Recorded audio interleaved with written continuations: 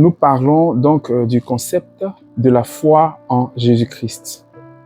Certainement, quand tu as une situation, tu te dis, je vais croire en Dieu et puis il va agir pour moi. Il va me soutenir ou il va intervenir. Donc, est-ce que ce concept, il est bon? Est-ce qu'il est vrai? Ici, je veux nous rappeler que la foi en Jésus-Christ nous fait naître de nouveau. La foi en Jésus-Christ, ce n'est pas pour nous donner des choses, comme de la guérison, comme du matériel. Mais la foi en Christ, c'est pour nous faire naître d'abord. Et étant né, on a capacité, on a valeur de Dieu, donc on peut opérer et manifester toutes choses. On va lire d'abord Romains chapitre 10, à compter du verset 9. Si tu confesses de ta bouche le Seigneur Jésus, et si tu crois dans ton cœur que Dieu l'a ressuscité des morts, tu seras sauvé. Car c'est en croyant du cœur qu'on parvient à la justice. Vous voyez, quand tu crois du cœur que tu es ressuscité ensemble avec Christ, tu parviens, tu arrives, tu nais. En fait, tu deviens la justice de Dieu. C'est ce qui est écrit dans 2 Corinthiens chapitre 5,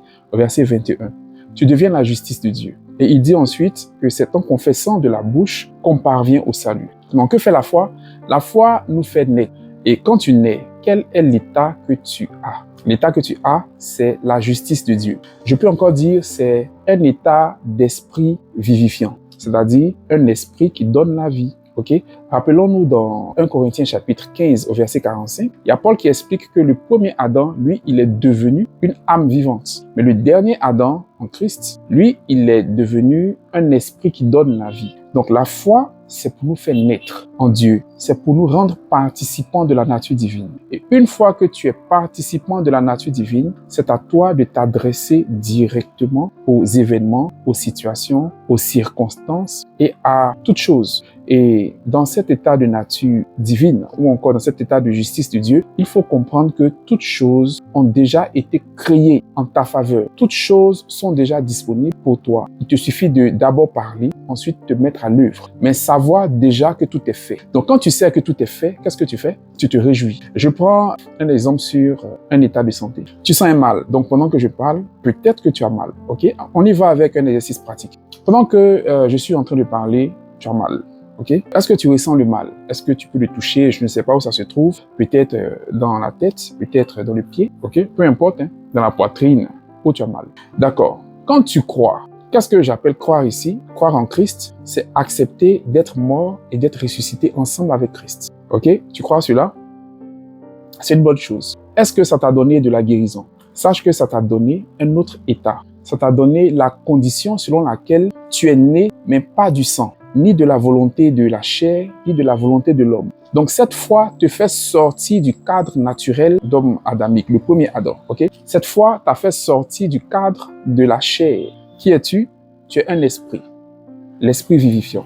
Et maintenant, qu'est-ce que tu as à faire en tant qu'esprit vivifiant? Tu sais que ton sang, ta chair n'est plus valable également. Qu'est-ce qui est valable? C'est toi en tant qu'esprit vivifiant, en tant que nature divine. Maintenant, si tu n'es plus concerné par le sang, est-ce qu'on peut te parler d'une maladie qui est dans le sang? Naturellement, non. Donc, puisque tu n'es plus compatible avec toute maladie dans le sang, tu ne peux pas concevoir être malade. Tu ne peux pas concevoir avoir un mal dans ton corps. C'est pourquoi j'ai dit, considère une partie de ton corps où tu as mal. Tu ne peux plus concevoir cela parce que tu es né non de la chair. Donc, qu'est-ce que tu fais? Tu ne fais que proclamer que toi, tu n'as pas de mal, tu n'as pas de douleur. Et tu conçois cela dans ta conscience. Tu n'as pas de douleur. Donc, mal, dis au mal que je pensais que tu étais là. Je croyais que tu étais là. Je me croyais soumis à ta pression. Mais en réalité, par ma nouvelle naissance, je suis sorti du cadre de la chair et du sang. Je suis un esprit qui donne la vie. Par conséquent, je ne te connais pas. Ok? Tu as disparu de mon corps, tu as disparu de mon sang. Je suis vivifiant. Ok, on se comprend, j'espère. Donc, comment tu pries? Tu ne fais que proclamer que tu n'es pas compatible avec le mal. Je n'ai pas de douleur, je n'ai pas de mal, je n'ai pas de maladie. Vous voyez cette confession? Ça s'appelle la foi.